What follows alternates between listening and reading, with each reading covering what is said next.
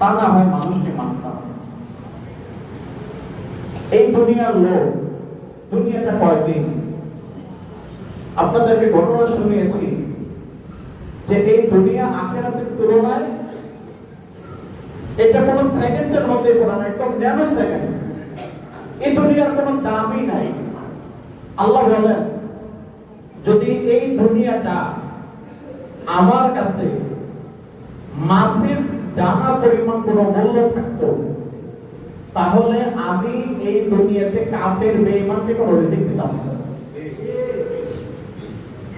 এই দুনিয়াটা যদি মাছের দানা পরিমাণ কোন মূল্য আমি আল্লাহর কাছে থাকতো, তাহলে কাফের বেঈমান নাফরমানকে আমি আল্লাহ এই দুনিয়াতে রিজিক দিয়ে বাঁচিয়ে রাখতাম।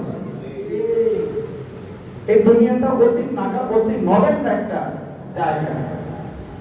এই দুনিয়াতে আমার দাদা থাকতে পারে নাই। এই দুনিয়াতে যাদের এখন বাবা আছে, একটা সময় বাবা থাকবে না। যারা আমরা আছি, একটা সময় আমরা থাকবো না।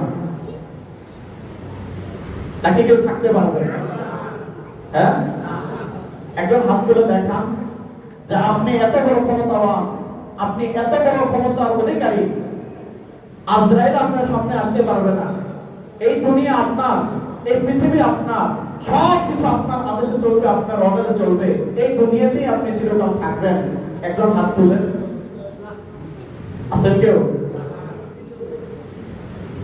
আর আমি আর আপনি কি? আমার বাবা আপনার বাবা কি? আমার দাদা আপনার দাদা কি? আমাদের বাপ দাদার চাইতে ক্ষমতাশালী, আমাদের বাপ দাদার চাইতে ক্ষমতাধর এই দুনিয়াতে চিরজীবন টিকে থাকতে পারেনি। নমরুদ, ফেরাউন, তাদের মতো ক্ষমতা আমার আপনার হয়েছে? হবে কোনদিন? কত কথাও না, এটা সম্ভব না। কারণের মতো অর্থ সম্পদ আমাদের হয়েছে আর হবে কখনো? এটাও সম্ভব না। তারাও টিকে থাকতে পারেনি।